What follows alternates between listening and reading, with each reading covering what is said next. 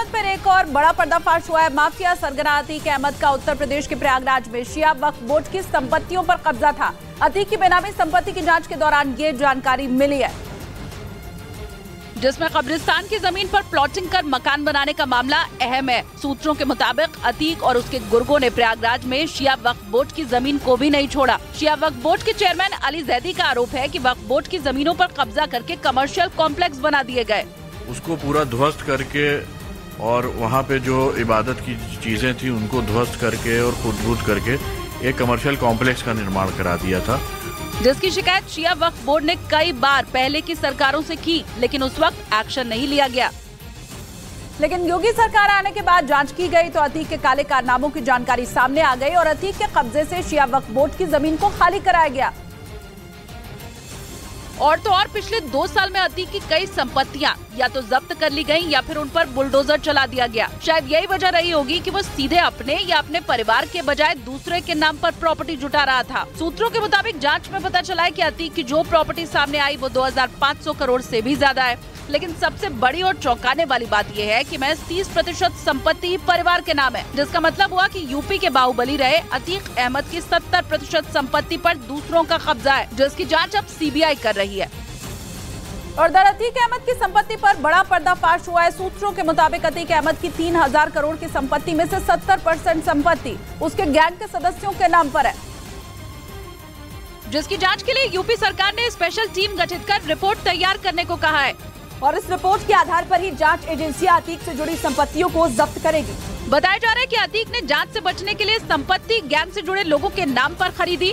सूत्रों के मुताबिक इसमें कई संपत्ति नेताओं, डॉक्टर, वकील, होटल कारोबारी और ठेकेदारों के नाम पर दर्ज है। दावा है कि कई नेताओं के पैसों को भी अतीक ने अपने काले कारोबार में लगाया। अतीक अहमद की बहन आयशा नूरी की सरेंडर की याचिका पर सुनवाई एक बार फिर से टल गई है। पुलिस की माने तो फिर इस पूरे मामले में प्रयागराज की सीजेएम कोर्ट में रिपोर्ट सौंपनी थी, लेकिन पुलिस ने सीजेएम कोर्ट में रिपोर्ट पेश नहीं की। लिहाजा इस मामले में अगली सुनवाई 10 मई को होगी। 18 मार्च से फरार चल रही आयशा ने 11 अप्रैल को सीजेएम कोर्ट में सरेंडर की याचिका दाखिल की थी। तब से अभी तक इस मामले में सुनवाई नहीं हो पाई। उमेश पाल शूटआउट केस में पुलिस की जांच में आयशा नूरी का नाम सामने आया था। फरारी के वक्त मेरठ में आयशा नूरी के घर पर ही शूटर गुड्डू मुस्लिम ठहरा था। इधर माफिया सरगना अतीक अहमद की हत्या का बदला लेने की धमकी देने के मामले में केस दर्ज कर लिया गया है। दी सज्जाद मुगल नाम के ट्विटर यूजर ने यह धमकी दी थी, जिसके बाद प्रयागराज के साइबर क्राइम थाना ने आरोपी ट्विटर यूजर के खिलाफ केस दर्ज कर लिया। दी सज्जाद मुगल नाम के ट्विटर यूजर ने एक ट्वीट किया था, जिसमें लिखा था कि गैंगस्टर अतीक अहमद का बेटा उसकी हत्या का बदला लेगा। और अब साइबर पुलिस की टीम इस ट्विटर हैंडल की जांच में जुट गई है। और बड़ी खबर इस वक्त की उमेश पाल हत्याकांड से जुड़ी हुई मिल रही है। अतीक अहमद की फरार पत्नी शाइस्ता परवीन को पुलिस ने माफिया सरगना घोषित कर दिया है। पुलिस ने अपनी एफआईआर में शाइस्ता परवीन को माफिया अपराधी लिखा है।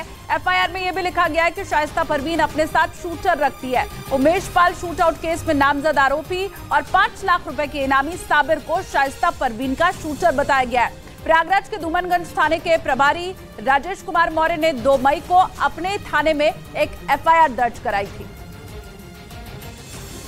और उमेश पाल हत्याकांड में फरार अतीक की पत्नी शाइस्ता परवीन को पुलिस ने माफिया घोषित कर दिया है। पुलिस ने अपनी एफआईआर में शाइस्ता परवीन को माफिया अपराधी लिखा है और इस एफआईआर में पुलिस ने लिखा है कि शाइस्ता अपने साथ कई शूटर भी रखती है। पुलिस ने उमेश पाल शूटआउट केस में आरोपी और 5 लाख रुपए के इनामी साबिर को शाइस्ता का शूटर बताया है। प्रयागराज के धूमनगंज थाने के प्रभारी ने 2 मई को एक एफआईआर लिखी थी, जिसमें लिखा गया कि अतीक के जनाजे में शामिल होने के लिए शाइस्ता अपने बेटे असद के एक साथी आतिन जफर के घर रुकी थी। 2 मई को पुलिस ने आतिन जफर को गिरफ्तार किया और एफआईआर लिखी, जिसमें शाइस्ता को माफिया बताया गया। उत्तर प्रदेश के प्रयागराज में पुलिस ने अतीक अहमद की पत्नी शाइस्ता परवीन को माफिया सरगना घोषित कर दिया। उमेश पाल की हत्या के बाद से फरार चल रही शाइस्ता के खिलाफ दर्ज एफआईआर में पुलिस ने उसके नाम के आगे माफिया अपराधी शब्द जोड़ दिया। यानी उत्तर प्रदेश के पुलिस रिकॉर्ड में शाइस्ता परवीन अब माफिया सरगना बन चुकी है। न्यूज 18 को मिली एफआईआर की कॉपी में साफ लिखा है कि शाइस्ता परवीन अपने साथ शूटर रखती है, उमेश पाल हत्याकांड में आरोपी है और उस पर 50,000 रुपए इनाम भी घोषित है। इसी एफआईआर में उमेश पाल हत्याकांड में फरार चल रहे 5 लाख के इनामी साबिर को शाइस्ता का शूटर बताया गया, जो 24 फरवरी को उमेश पाल की हत्या के बाद से ही फरार चल रहा है। पुलिस अब उन लोगों पर भी शिकंजा कस रही है जिन्होंने फरारी के दौरान शाइस्ता और साबिर की मदद की। इसी कड़ी में 2 मई को पुलिस ने असद के दोस्त आतिन जफर के घर छापा मारा, क्योंकि पुलिस सूत्रों के मुताबिक शाइस्ता और साबिर आतिन जफर के घर पर 16 अप्रैल को रुके थे। वहीं से उन्होंने अतीक अहमद के जनाजे में शामिल होने का प्लान बनाया था। हालांकि अब तक ये साफ नहीं हो सका कि दोनों अतीक के जनाजे में पहुंचे थे या नहीं, लेकिन जानकारी मिलते ही 2 मई को पुलिस ने आतिन के घर छापा मारा और उसे गिरफ्तार कर लिया, जिसके बाद धूमनगंज थाना प्रभारी राजेश कुमार ने उसी दिन अपने ही थाने में एक एफआईआर दर्ज कराई। असल में आतिन का परिवार अतीक का करीबी है। 2018 में आरोपी मोहित अग्रवाल के अपहरण और पिटाई के मामले में भी आतिन के पिता जफरुल्ला आरोपी हैं और अतीक के बड़े बेटे उमर के साथ जेल में बंद है। यानी उमेश पाल की हत्या के बाद जांच के दौरान अतीक गैंग के कई राज से परत दर परत पर्दा उठ रहा है। अतीक के रिश्तेदारों और करीबियों की आपराधिक कुंडली भी यूपी एसटीएफ खंगाल रही है।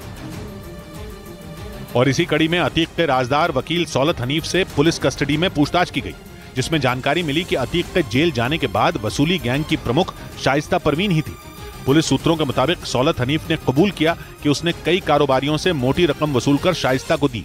यानी लगातार अपराध की दुनिया में शाइस्ता परवीन सक्रिय थी। यही वजह है कि अब पुलिस ने शाइस्ता के नाम के आगे माफिया अपराधी शब्द जोड़ दिया और तलाश तेज कर दी। और वहीं उमेश पाल हत्याकांड में अब अतीक के